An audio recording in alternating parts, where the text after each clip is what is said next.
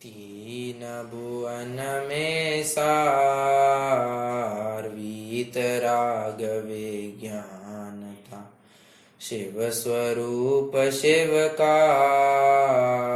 नमः त्रियोग समारिके।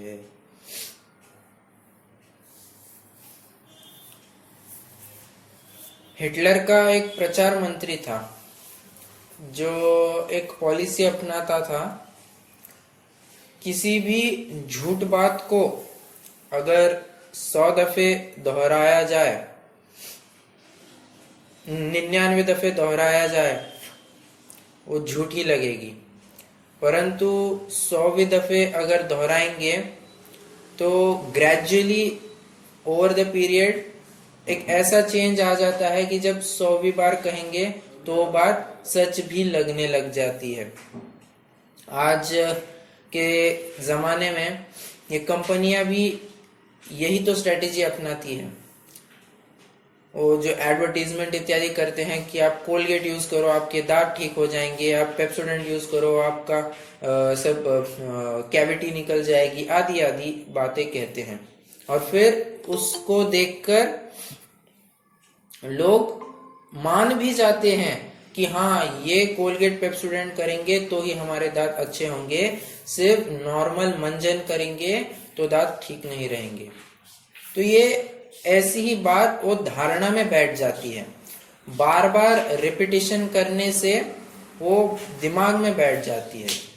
उसी प्रकार सिद्धांत में ये घटित करना चाह रहा हूं कि बार बार चिंतन करने से, बार बार भावनाएं भाने से वो जिस वस्तु के बारे में विचार किया जा रहा है वो वस्तु हमारे दिलो दिमाग पर छा जाती है। फिर उसे निकालने की कोई आवश्यकता नहीं होती है, वो सहजता से ही निकालने की, कहने की अपेक्षा वो एक ऐसी बस जाती है कि अगर उसका पुनः ध्यान करना हो वो स्वयमेव आ जाती है। और ऐसा तो फल भावना का होता है। ठीक है, तो भावना कहिए, अनुप्रेक्षा कहिए, एकार्थवाची है। इससे होता यह है, हमारे अंदर वैराग्य उत्पन्न होता है। हम अभी देख कर आए थे, मुनि सकल व्रति बड़ भागी, भव भोगंते वैरागी, वैराग्य उपावन माई, चिंते अनुप्रेक्षा भाई। वैराग्य को उत्पन्न करने के लिए ये अनुप्रेक्षाएं भाई जाती है, ना कि भय उत्पन्न होने के लिए। देखिए, दोनों बातें बहुत अलग अलग है। एक भय उत्पन्न होना, एक वैराग्य होना, ये इन दोनों ही बातों में बहुत बड़ी तफावत है। दोनों ही अपने अपनी जगह पर है। वैराग्य यह निष्कषायी भाव की तरफ अग्रसर है। भय यह एक नौकषाय है, चारित्र मोह की प्रकृति है और विकार है। इसीलिए भावनाओं से भय उत्पन्न नहीं होना चाहिए, बल्कि वैराग्य उत्पन्न होना चाहिए। बराबर है। एक बात तो ये कह दी। दूसरी बात, भावना मतलब यहां सिर्फ अनुप्रेक्षा ही के परिप्रेक्ष्य में समझना चाहिए। भावना मतलब ये नहीं समझना कि मेरी बहुत इच्छा हो रही। हम कहते हैं ना, मेरी बहुत भावनाएं हैं कि मैं दान दूं, मेरी बहुत भावना है कि मैं किसी को मदद करूं। तो ये भावनाएं क्या दर्शाती है? हमारी इच्छा बतलाती है। जबकि यहाँ पर वो अर्थ अभिप्रेत नहीं है। यहाँ भावना मतलब अनुप्रेक्षा, चिंतन करना, विचार करना, तत्व चिंतन करना, इतना ही लेना है। अगर वो लोक में जो अर्थ लिया जाता है इच्छा, वो यहाँ पर लेंगे तो फिर से वही दिक्कत खड़ी हो जाएगी। इच्छा यह एक चारित्र गुण की विकारी पर्याय है, और वैराग्य यह हमें सम्यक चारित्रपने की तरफ लेकर जा रहा है, रत्नत्रय की तरफ लेकर जा रहा है। तो दोनों ही में जमीन आसमान का अंतर है, अतः दोनों ही अलग अलग है। ठीक है, तो लोक का अर्थ यहाँ, लौकिक अर्थ यहाँ पर नहीं लगाएंगे, जो इस प्रकरण में लगता है वही अर्थ लेंगे। फिर हमने वैराग्य जननी, ये 12 भावना जो है, इसी के बारे में और जानने के दूसरे छंद में ये जाना था कि जिस प्रकार हवा के एक झोंके से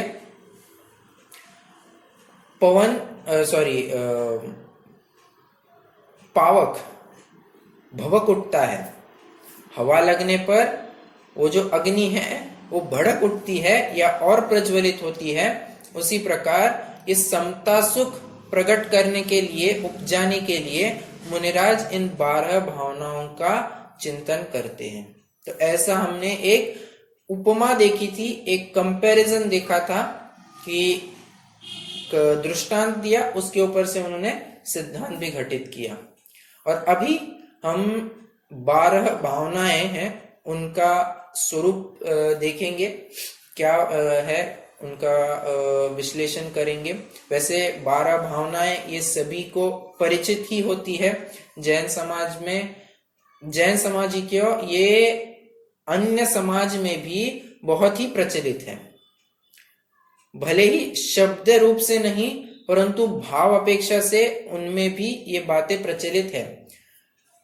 पर्टिकुलरली कहना चाहूं तो जो पहली 6 भावनाएं हैं वे अन्यमति भी मानते हैं, परंतु अगली 6 भावनाएं 7 से लेकर 12 तक की जो भावनाएं हैं, आश्रव, संवर, निर्जरा, लोक, बोधि, दुर्लभ और धर्म, ये सिर्फ जैन मत ही मानता है, क्योंकि ये तत्व अपेक्षा लिए हुए हैं।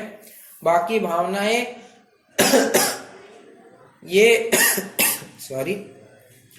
बाकी भावनाएं इनमें कहिए कि ये थोड़ी सी विचार करने के लिए, ये विचार प्रेरक ज्यादा बातें हैं, जो कि अन्यमति भी मानते हैं। अन्यमति भी कहते हैं सर्वम क्षणिकम, सर्वम क्षणिकम। हम भी कहते हैं अनित्य भावना है, कोई टिका रहने वाला नहीं है, पर्याय तो विला जाने वाली है। ये सब बातें हम भी कहते हैं। तो देख पा रहे होंगे कि अन्यमति कह रहे हैं, हम भी कह रहे हैं, तो पहली 6 भावनाएं वे भी मान रहे हैं। बात सिर्फ अगली 6 भावना में डिफर कर जाती है, बराबर है। तो ये 12 भावनाएं हैं, हम पहले इनके नाम देखते हैं। तत्वार सूत्र में भी इन्हें निर्जरा का कारण बताया है। तत्वार सूत्र के 9वें अध्याय के दूसरे सूत्र में कहते हैं सगुप्ति समिति धर्मानुप्रेक्षा परिशय चारित्र्य। स मतलब ये पहले की सूत्र से अनुवृत्ति लगाना है। पहले सूत्र में क्या कह रहे हैं, आश्रव निरोध संवर, और संवर कैसे होता है, स गुप्ति, स मतलब संवर, गुप्ति समिति धर्म अनुप्रेक्षा परिशय और चारित्र, इनसे संवर होता है। तो संवर में एक कारण गिना है अनुप्रेक्षा। फिर अनुप्रेक्षा की बाद में वे और चर्चा करते हैं, शायद 13वां सूत्र है, जहां पर उन्होंने सभी प्रकार की अनुप्रेक्षा या भावनाओं के नाम भी गिनाए। 13वां नहीं, 7वां सूत्र है, अनित्या शरण संसारे कत्वान्यत्वा शुच्याश्रव संवर निर्जरा लोक बोधि दुर्लभ धर्म स्वाख्या तत्वानुचिंतन अनुप्रेक्षा। बहुत बड़ा सूत्र कह दिया। इसमें से हम नाम देखते हैं। अनित्य, अशरण, संसार, एकत्व, अन्यत्व, अशुचि, आश्रव, संवर, निर्जरा, लोक, बोधि दुर्लभ और धर्म। 12 भावनाएं हो गई। अगर आप इन्हें गौर से देखेंगे तो 12 भावनाएं इज नथिंग बट ये 7 तत्वों का ही एक विस्तार है। हम देखते हैं कैसे होगा, घटित करता हूं। पहली की जो 6 भावनाएं हैं, अनित्य, अशरण, संसार, एकत्व, अन्यत्व और अशुचि, ये जीव और अजीव तत्वों को मुख्य करती है। कैसे, उदाहरण देता हूं।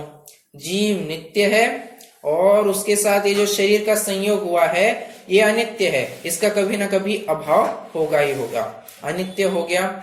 अनित्य होने से ये शरीर शरणभूत नहीं है, अशरण है। संसार में इसी के कारण, इसी को शरण मानने के कारण ये संसार में परिभ्रमण कर रहा है। एकत्व मतलब एक, त्रिकाली ध्रुव भगवान आत्मा, और अन्यत्व उनसे भिन्न, रागादि विकारी भावों से भिन्न, ऐसा अन्यत्व। और अशुचि कह रहे हैं मतलब रागादि को भी अशुचि कहा जाता है, बराबर। तो ऐसा हम देख रहे हैं कि जीव और अजीव तत्व में ये पहली 6 भावनाएं घटित हो रही है। बाकी की जो 5 तत्व है वे बची 6 भावनाओं में घटित होते हैं। कैसे? आश्रव तत्व कहा है, तो आश्रव तत्व में आश्रव भावना कही है, तो उसमें आश्रव और बंध ये 2 तत्व गर्भित हो जाते हैं। संवर कहा तो संवर तत्व आ जाता है, निर्जरा कही तो निर्जरा तत्व भी आ जाता है। ओके, अभी प्रश्न यह उपस्थित होता है कि मोक्ष तत्व के लिए कोई उन्होंने अलग सी भावना लिखी ही नहीं है, तो कहते हैं मोक्ष जो है इसी को संवर और निर्जरा भावना में गर्भित कर लेना है। किस प्रकार? जिस प्रकार हमने बंध तत्व को आश्रव भावना में ले लिया था ना, उसी प्रकार मोक्ष तत्व को भी संवर निर्जरा भावना में ले लेना है। रीजन क्या है इसका? देखिए, कारण में कार्य को गर्भित किया जाता है। आश्रव यह कारण है, बंध यह कार्य है। अब कारण जब हुआ है तो कार्य भी दिखाई ही देने वाला है। आश्रव हुआ है तो बंध भी होगा ही होगा। उस अपेक्षा से कह रहे हैं कि आश्रव में बंध को गर्भित कर लेना। उसी तर्ज पर संवर और निर्जरा ये कारण है, मोक्ष यह उसका फल है, यह कार्य है। तो मोक्षी को हमने संवर और निर्जरा में गर्भित कर लिया है। ठीक है, अब बात आती है लोक, बोधि दुर्लभ और धर्म भावना। इनको हम कौन से तत्व में लेंगे? तो कह रहे हैं इसे हम संवर, निर्जरा और मोक्ष, इन 3 तत्वों में ही ये 3 भावनाएं आ जाएगी। इनके लिए अलग से कोई तत्व नहीं है, परंतु संवर, निर्जरा, मोक्ष तत्व ही के अंतर्गत ये 3 भावनाएं आ जाएगी। ठीक है, तो कोई मुझे रिपीट करके बताएगा ये 12 भावनाओं में हमने 7 तत्व कैसे घटित किए?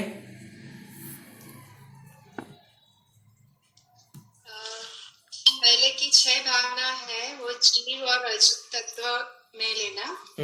फिर उसके बाद आश्रव, संवर, निर्जरा है। आश्रव भावना, संवर भावना, निर्जरा भावना। फिर मोक्ष तत्व जो है उसको संवर, निर्जरा भावना में गर्भित करना, बराबर। और फिर जो बोधि दुर्लभ और धर्म भावना है उसको संवर, निर्जरा, मोक्ष में लेना, बराबर। लोक, बोधि दुर्लभ और धर्म भावना है, उसे संवर, निर्जरा, मोक्ष में ले लेना चाहिए। राइट, बहुत बढ़िया।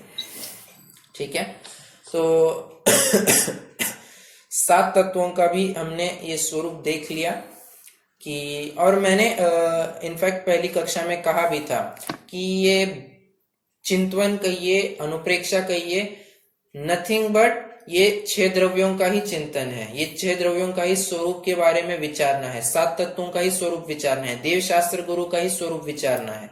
तो 7 तत्व की बात कही थी, वही बात यहाँ पर हमने और थोड़ी विस्तार से देखी है कि 7 तत्वों का ही विस्तार ये भावनाएं हैं, या भावनाओं का ये संक्षेप ये 7 तत्व है। तो कुछ भी कहिए, 7 तत्वों का चिंतन कहिए, 12 भावनाओं का चिंतन कहिए, एकार्थवाची ही माने जाएंगे। ठीक है, चलिए हम अभी तीसरे छंद की तरफ बढ़ जाते हैं। अनित्य भावना शुरू करते हैं। जो बन गृह गोधन नारी है गजन आज्ञाकारी, इंद्रिय भोग छिन थाई, सुर धनु चपला चपलाई। क्या कह रहे हैं? जोबन मतलब यौवन, ज और ये एकार्थवाची के रूप में प्रयोग किए जाते हैं। जैसे योग को जोग कहते हैं, यजु जजु एकार्थवाची लिए जाते हैं। योगिंदु देव, जोगिंदु देव, जिन्होंने ये परमात्मा प्रकाश लिखा उन्हें को योगिंदु देव भी कहते हैं, जोगिंदु देव भी कहते हैं। तो य और ज एकार्थवाची लिए जाते हैं, इंटरचेंजेबली यूज किए जाते हैं। तो जोबन, यौवन, ब और व उसी प्रकार इंटरचेंजेबली यूज किए जाते हैं। जोबन मतलब यौवन। अगला गृह, घर या प्रासाद कहिए, कुछ भी हो। गौ मतलब गाय भैंस। धन लक्ष्मी। नारी स्त्री। है मतलब घोड़ा। गय मतलब हाथी। जन मतलब कुटुंब। ठीक है, तो बहुत सारी बातें गिना दी इन्होंने। यौवन, अपना घर, ये गाय भैंसे, ये लक्ष्मी, ये स्त्री, ये घोड़ा, हाथी, कुटुंब, काफिला, ये आज्ञाकारी मतलब नौकर चाकर भी इन्होंने इसमें ले लिए हैं। तो ये सब बातें क्या कह रहे हैं, और साथ ही साथ इंद्रिय भोग, इंद्रिय भोग को भी इन्होंने इंक्लूड कर दिया। तो बहुत बड़ी लिस्ट बना दी है। ये क्या है, इन सबको गिनाया क्यों जा रहा है? कह रहे हैं सूर्यधन के समान तथा बिजली के समान ये अत्यंत चपल है। सूर्यधनु मतलब, सुर मतलब होता है इंद्र और धनु मतलब होता है धनुष। तो इस प्रकार से सुर धनु मतलब इंद्र धनुष, ऐसा अर्थ लिया गया है। सुर मतलब कहीं कहीं इंद्र लिया जाएगा, कहीं कहीं पर देव लिया जाएगा। ठीक है, अभी यहां पर इंद्र मतलब वो वाला इंद्र नहीं समझना, सौधर्म इंद्र। यहाँ रूढ़िवशात सुर मतलब इंद्रधनुष, ऐसा सुर धनु मतलब इंद्रधनुष लिया गया है। इंद्रधनुष कैसे होता है? पहली बार तो अत्यंत रेयर केस में हमें दिखाई देता है, once in a blue moon कभी तो भी दिखाई देता है। वो एकदम सामान्य बूंदाबांदी हो रही हो और उसी के साथ हमें सूर्य प्रकाश की किरणें भी मिले, तब जाकर वो कुछ रिफ्रैक्शन की केस होती है और हमें ये रेनबो दिखाई देता है। कितने काल के लिए रहता है? थोड़े से समय के लिए। अभी दिखा, इतना धुंधला धुंधला होता है, बस विला जाता है। साथ ही और दूसरा भी उदाहरण दे रहे हैं, चपला। चपला मतलब चप्पल नहीं, चपला मतलब होता है बिजली। देखिए, बिजली के संस्कृत में कई सारे अर्थ दिए जाते हैं। बिजली को तड़ित, चंचला, चपला, विद्युत, ये सभी एकार्थवाची संस्कृत में लिए जाते हैं। तो चंचला कहिए, चपला कहिए, और बिजली कहिए, तड़ित कहिए, इनका सारांश इतना ही है कि ये अत्यंत क्षणभंगुर है, थोड़े काल के लिए बने रहने वाले हैं। बिजली अभी चमकी और तुरंत निकल जाने वाली है, ज्यादा काल के लिए टिकने ही नहीं वाली है। तो ये दो उदाहरण इन सभी बातों के लिए लगा लेना। जो इतनी बड़ी लिस्ट गिनाई है ना, ये हमारा यौवन, ये हमारे घर परिवार, काफिला, नौकर चाकर, 5 इंद्रिय के भोग ये सभी इंद्रधनुष के समान कहिए या इस बिजली के समान अत्यंत क्षणभंगुर है, छिनताई क्षण मात्र के लिए रहने वाले हैं। तो अनित्य भावना का प्रयोजन क्या रहा है? ये कह रहे हैं कि आज तक सुध परिचिदानुभूता सवस्वी काम भोग बंध कहा, सबकी सुनी अनुभूत परिचित भोग बंधन की कथा, पर से पृथक एकत्व की उपलब्धि केवल सुलभना। क्या कह रहे हैं? अनादिकाल से ये जीव इन्हीं अपने घर परिवार रिश्तेदारों में पंचेंद्रिय के भोगों में इतना आसक्त रहता है, इतना तन्मय रहता है कि उसे लगता है ये कभी मेरे से दूर जाने ही नहीं वाले हैं। ऐसा अनादिकाल से उसका भ्रम चलता आ रहा है। तो ये भ्रम का निवारण करने के लिए उन्होंने पहली चोट में कह दिया कि जिस प्रकार ये इतने क्षणभंगुर वस्तुएं हैं, क्षण मात्र के लिए हमें दिखाई देते हैं फिर चले जाते हैं। आए है सो जाएंगे राजा रंक फकीर, ऐसे एक बात चलती है।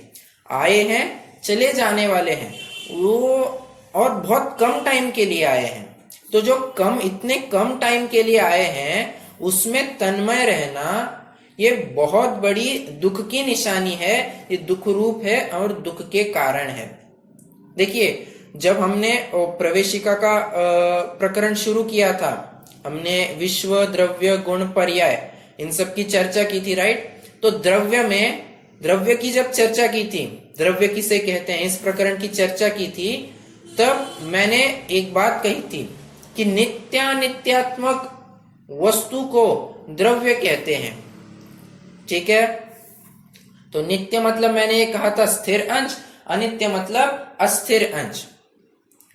आश्रय तो नित्य अंश का लिया जाता है, अनित्य अंश का कभी भी आश्रय नहीं लिया जाता है। जब अगर कोई सीट को छोड़कर टायर के आधार से बैठने की कोशिश करेगा, वो तो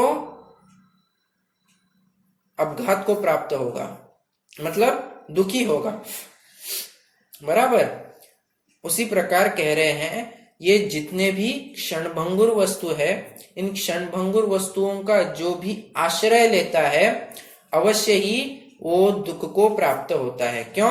क्योंकि सुख उसी को प्राप्त हो सकता है जो स्थिर स्थायी अंश का आश्रय ले। गाड़ी एक जगह से दूसरी जगह जाना है तो सीट पर ही बैठेंगे ना, टायर पर थोड़ी ना बैठेंगे।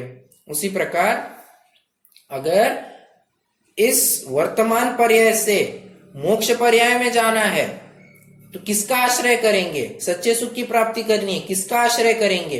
ये अनित्य वस्तुओं का आश्रय करेंगे या अपने नित्य ध्रुव त्रिकाली भगवान आत्मा का आश्रय करेंगे? अवश्य ही अपने भगवान आत्मा का आश्रय करेंगे। क्यों? क्योंकि वो बदलता नहीं है। पर्यायों के साथ साथ, अब देखिए मैं आध्यात्मिक टोन कर रहा हूं, हाँ, इसमें अभी दूसरी बात मिक्स नहीं करना। पर्याय के साथ साथ ये थोड़ी ना कहना चाहिए कि ये भी बदलते जा रहा है। इसका 3 काल पहले, मतलब भूतकाल में अनादि से जो परम पारिणामिक भाव था वही वर्तमान में है और अनंत काल में भी वही बना रहेगा। पर्याय के कारण थोड़ी ना उसमें कुछ दिक्कत आने वाली है, वो तो नित्य बना रहेगा। इसीलिए अगर उस नित्य अंश का आश्रय करेंगे तभी हम सच्चे सुख की प्राप्ति कर पाएंगे। और कई बातें हैं, ये तो हमने बस छेड़ाला के माध्यम से देखी है, और फिर आप जितनी भी चाहे 12 भावना उठाकर देखिए, लगभग सभी में यही बात गिनाई हुई मिलेगी। पंडित जयचंद जी छाबड़ा बहुत बखूबी से ये 12 भावनाएं प्रस्तुत करते हैं। अनित्य भावना के लिए कहते हैं, द्रव्य रूप करि सर्वथिर, परजय थिर है कौन, द्रव्य दृष्टि आपालखो, परजय न करि गौन। क्या कह रहे हैं? द्रव्य रूप करि सर्वथिर, परजय थिर है कौन। द्रव्य रूप से अगर विचारेंगे तो सभी वस्तुएं ध्रुव है, परंतु अगर उसी वस्तु को पर्याय से विचारेंगे तो पर्याय से तो वो तो एक समय की है, और एक समय की कही तो स्थिर कहां से होगी? स्थिर तो अवश्य ही नहीं हो पाएगी। इसीलिए द्रव्य दृष्टि आपालखो, आपालखो, द्रव्य दृष्टि का आश्रय करो। और कैसे? परजय न करे गौन, पर्याय को तो अभी गौन ही कर दो, पर्याय में उलझो मत, तो अपने आप ही द्रव्य में भी, द्रव्य अपेक्षा से भी सुलझ जाओगे, नित्य अंश का आश्रय हो जाएगा। ठीक है?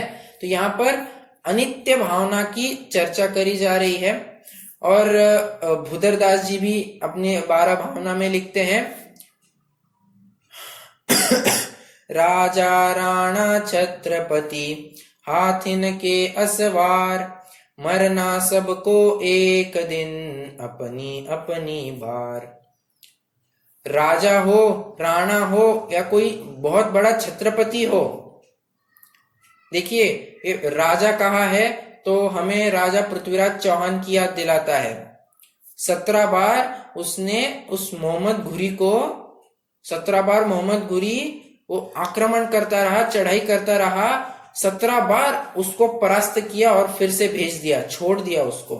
फिर 18वीं बार हार गए, उनका भी नाश हो गया, मतलब वे भी मरण को प्राप्त हो गए। महाराणा प्रताप कितने शूरवीर योद्धा, अकबर से एक भी बार हारे नहीं, परंतु एक काल उनके ऊपर भी ऐसा आया कि जहां पर उन्हें खाने के लिए घास की रोटी नसीब थी, उसको भी बिलाव आकर चुरा कर ले गया। ऐसी अवस्था ऐसे शूरवीर योद्धा, ऐसे बड़े व्यक्ति के ऊपर थी। और छत्रपति शिवाजी महाराज तो कितना जंग किया उन्होंने, लड़ते रहे और अंत में बस बुखार आ गया और चल बसे। बराबर है। तो कहने की बात इतनी है, कितना भी कोई शूरवीर योद्धा क्यों ना हो, कोई यहाँ पर भी एक अमर पट्टा लेकर नहीं आया है। सभी आए हैं, सभी को जाना है। कितनी भी बड़ी हस्ती क्यों ना हो। कहाँ गए चक्री जिन जीता भरत खंड सारा, कहाँ गए वे राम रु लक्ष्मण जिन रावण मारा, कहाँ कृष्ण रुक्मिणी सत्यभामा रु संपत्ति सगरी, कहाँ गए वे रंग महल अरु सुवर्ण की नगरी, नहीं रहे वे लोभी कौरव झूंझ मरे रण में, गए राज तज पांडव वन को अग्नि लगी तन में, मोह नींद से उठ रे चेतन तुझे जगावन को, हो दयाल उपदेश करे गुरु बारह भावन को। कितनी कुछ बातें कही इस छंद में। किसी भी व्यक्ति को उठाकर देखो, लक्ष्मण हो, कृष्ण हो, या कोई चक्री हो, अर्धचक्री हो, कितनी भी संपत्तिशाली कोई जीव क्यों ना हो, आए हैं, छोड़कर चला ही जाना पड़ेगा। यहां से कुछ लेकर ही नहीं जा सकते हैं। जितना कुछ भी कमाया है सब कुछ यहीं पर छोड़कर जाना पड़ेगा। फिर फर्क इतना ही पड़ता है कितना छोड़कर जाते हैं। छोड़कर तो सब कुछ जाना पड़ेगा, करोड़ छोड़कर जाए, लाख छोड़कर जाए, या कुछ भी नहीं छोड़कर जाए, या कहिए कर्जे में छोड़कर चले जाए, छोड़कर तो सब कुछ जाना है। यहाँ पर किसी भी वस्तु की शाश्वती नहीं है। तो जब किसी वस्तु की शाश्वती ही नहीं है तो उसका आश्रय कैसे किया जा सकता है? निश्चित तौर पर नहीं किया जा सकता है। इसीलिए हमें श्री गुरुवर बारंबार उपदेश दे रहे हैं कि इन पर्यायों में रक्त रहने की अपेक्षा भला है कि हम अपने पर्यायातीत ऐसे स्वभाव का आश्रय करें। बराबर है। देखिए एक ये भी आती है, क्या कहना चाहिए, प्रोवर्ब कहिए या एक सेइंग भी आता है, O threads of hell and hopes of paradise, one thing at least is certain, this life flies, one thing is certain and the rest is lies, the flower that once has blown forever dies. अनित्य भावना की ये सब बातें हैं। कह रहे हैं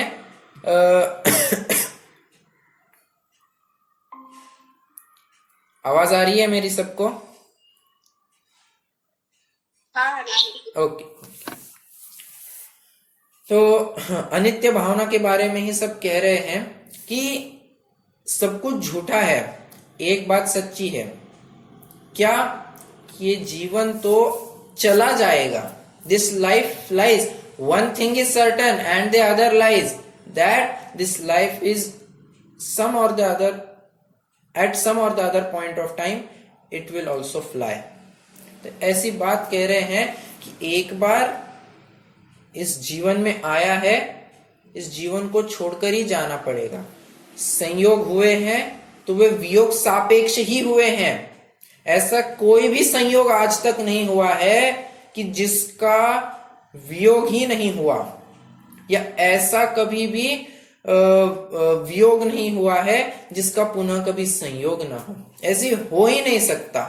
अब वो ये बात नहीं समझना कि दूसरी स्टेटमेंट वैसे गलत ठहरेगा, क्योंकि सिद्ध भगवान तो इस संसार अवस्था का वियोग कर गए हैं, फिर उनका संयोग होने वाला नहीं है, वो बात दूसरी। परंतु कहने की बात इतनी है कि संयोग सापेक्षी वियोग हुआ करता है। संयोग हुआ है, कभी ना कभी उसका वियोग तो होगा ही होगा। वो हम जीते जी छूट जाए या जब वो रहते हुए हम उससे छूट जाए, कभी ना कभी दोनों को both have to separate their paths, दोनों को अपने अपने रास्ता पकड़ना है। फिर हम उसे छोड़े या अपने आप से वो छूट जाए। देखिए, अपने आप से वो छूट जाए तब आकुलता के चांसेस बहुत ज्यादा है। जब हम स्वयं होकर इन सभी पर्यायों को छोड़ते हैं, इन संयोगों को छोड़ते हैं, संयोगों को छोड़ते हैं मतलब इन संबंधी राग भाव को छोड़ते हैं। माइंड वेल, ये राग भाव को छोड़ने की बात चल रही है। अभी गृहस्थी का अपना श्रावक धर्म है, तो यहाँ पर सीधे संयोग तो नहीं छोड़ सकते हैं, तो संयोग संबंधी राग भाव को छोड़ने की बात चल रही है। तो जब भी हम इसे अपनी तरफ से छोड़ेंगे, अवश्य ही वो आकुलता बहुत ही कम बनी रहेगी। ये अनित्य की भावना है। आपको महाभारत की वो एक घटना भी मालूम होगी, जहां पर सभी पांचों पांडव अज्ञातवास में हैं, वनवास कर रहे हैं अपनी माता के साथ। तो सभी को एक दिन बहुत प्यास लगी और थोड़ी ही दूरी पर एक नदी थी, वहां पर प्यास लगी। अब प्यास लगी है तो युधिष्ठिर निकले पानी लाने। बड़े भाई है तो छोटे भाई को ये काम करते हुए देखकर सहज ही कह गए कि अरे आप बड़े हैं, आप क्यों जा रहे हो, हम जाते हैं। तो नकुल जी गए और पानी लेने नदी की तरफ बढ़ गए। जैसे ही नदी की तरफ गए, वहां वो जल देवता प्रकट हुआ और पूछता है, पानी पीना है, पानी पियो, पानी लो, परंतु तभी जब तुम मेरे एक प्रश्न का जवाब दोगे। बोलो, क्या प्रश्न है तुम्हारा? इस जगत में सबसे आश्चर्यकारी कौन सी घटना है? तो कुछ उत्तर नहीं दे पाए, वही बेहोश कर दिया जल देवता ने नकुल को। फिर सहदेव गए, पहले सहदेव गए, फिर नकुल गए। वैसे कोई मैटर नहीं करता है, अपन को तो प्रयोजन की सिद्धि है, कोई भी गया हो। सहदेव गए, फिर नकुल गए, सेम हाल। अर्जुन गए, सेम हाल। भीम भी गए, उनको प्रश्न पूछा, नहीं बता पाए, बेहोश कर दिया। युधिष्ठिर समझ नहीं पाए कि क्या बात है, कोई आ नहीं रहा है, चलो अपन चलते हैं। उनके साथ भी वही हादसा हुआ। वो जल देवता प्रकट हुआ और पूछता है कि बताओ, इस जगत में सबसे आश्चर्यकारी कौन सी घटना है, कौन सी बात है? तो कहते हैं, लोग ये कहते हैं कि इसकी पर्याय चली गई, उसकी पर्याय चली गई, ये देखो इसके ये संयोग छूट गए, उसके वे संयोग छूट गए। वो कभी ये विचार ही नहीं करता है कि कभी मेरे भी ये संयोग छूट जाएंगे और मेरी भी पर्याय चली जाएगी। ये तो कभी विचार ही नहीं करता है, और यही सबसे आश्चर्यकारी बात है। समझ रहे हैं आप? वो एक पंक्ति भी आती है, करस्यामी करस्यामी करस्यामी इति चिंतवन मरस्यामी मरस्यामी मरस्यामी इति विस्मृतम। मैं ये करूंगा, मैं वो करूंगा, मैं सब कुछ करूंगा, ये करने की भावना ही निरंतर हावी बनी रहती है। परंतु करते करते कभी एक बार मैं भी मर जाऊंगा, इसका तो कभी भान ही नहीं रहता है, और ये तो भूल ही जाता है। वो इष्टोपदेश का एक श्लोक है,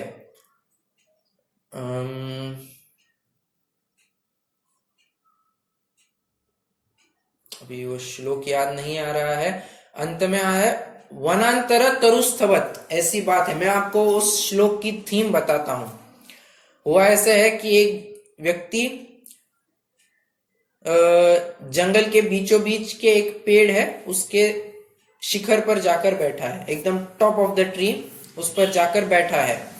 और हुआ यूं है कि जंगल में चारों तरफ से भीषण आग लगी हुई है। वो देखता जा रहा है कि अरे देखो वो कितना अच्छा पेड़ था, हो वो भी धराशायी हो गया। अरे वहां तो देखो कितने सुंदर सुंदर उपवन था, ओहो आग से वो भी खाक हो गया।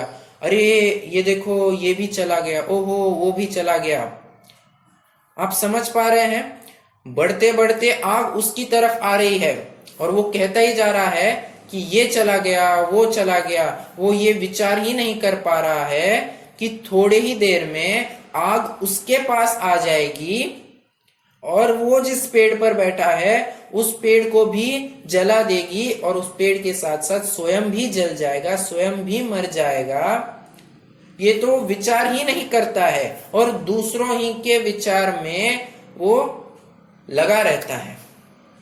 तो ऐसी ही वृत्ति आज बहुतांश लोगों में दिखाई देती है।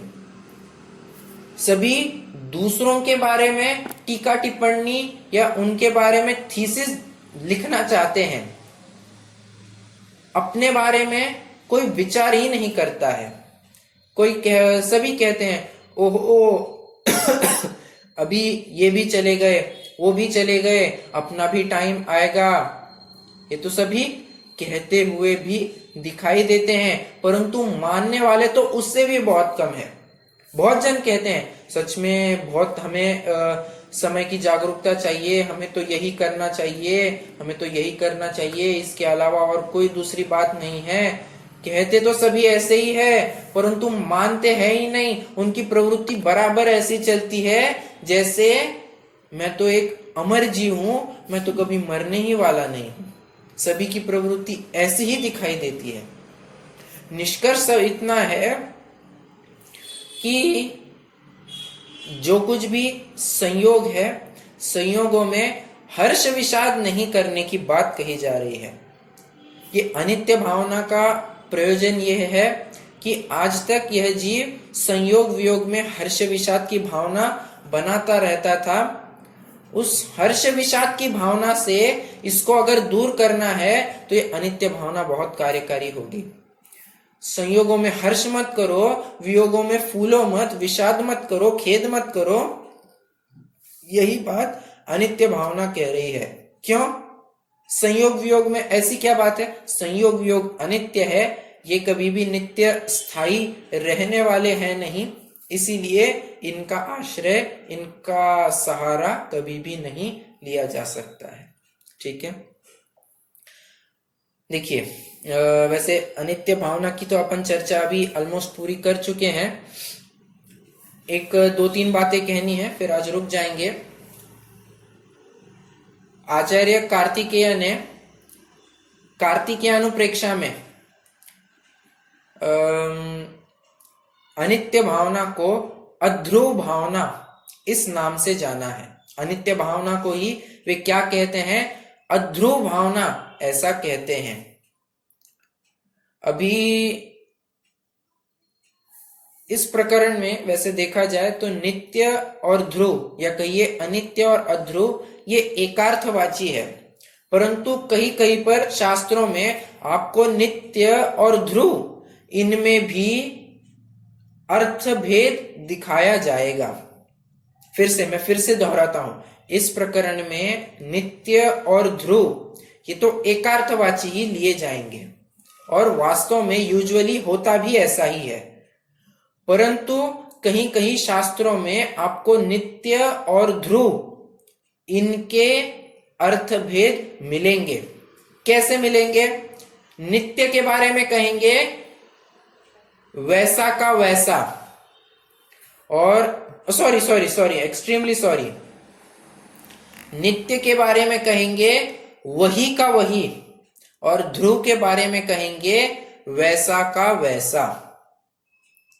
अभी थोड़ा सा डिस्टिंग्विश करना हमें भी टफ जाएगा, परंतु हम थोड़ा सा विचार करते हैं। देखिए, गंगा बह रही है, हमने उसमें से 1 लोटा पानी लिया, छान लिया और पी लिया, हमें संतुष्टि हुई। हमने कहा हमें वही पानी चाहिए। क्या वही पानी मिलेगा? नहीं। अब जिस पॉइंट पर हमने वो लोटा गंगा नदी में डुबोया था, वहां के जो पानी की बूंदें थी वे तो कोसों दूर आगे चली गई है। अब वही पानी नहीं रहा, हाँ, परंतु वैसा पानी मिल सकता है। क्यों? क्योंकि एक अविरल धारा है, हिमालय से बह रही है, तो एक कंटिन्यूटी के रूप में हम इसे वैसी की वैसी कह सकते हैं, परंतु वही की वही नहीं कह सकते हैं। वही की वही मतलब सेम टू सेम, कहीं भी उसमें चेंज नहीं आएगा। और वैसी की वैसी मतलब ऑलमोस्ट सेम, ऐसा कहेंगे। ठीक है? इस सिद्धों की पर्याय को वैसी की वैसी ऐसा कहा जाता है। पर्याय तो अलग अलग है, परंतु जैसा अनुभव सिद्ध एक समय में करते हैं, दूसरे समय में भी वैसा ही अनुभव करते हैं। तो इसीलिए वैसी की वैसी पर्याय यहां पर बताई गई है। वही की वही पर्याय अगर कहेंगे तो वहां पर कूटस्थपना आ जाएगा। ठीक है? तो वैसी की वैसी और वही की वही, इनमें ऐसा थोड़ा सा डिफरेंस समझना चाहिए। वही की वही अगर कहेंगे तो ये द्रव्य अपेक्षा से थोड़ा सा ठीक बैठता है। ओके, तो मैंने नित्य और ध्रुव में भी थोड़ा सा अंतर करके दिखाया। चलिए, आज अनित्य भावना अपनी हो गई है। आज तो अशरण भावना की तरफ नहीं बढ़ेंगे। कुछ शंका हो तो रख सकते हैं, नहीं तो फिर रुक जाएंगे। नहीं है। नहीं।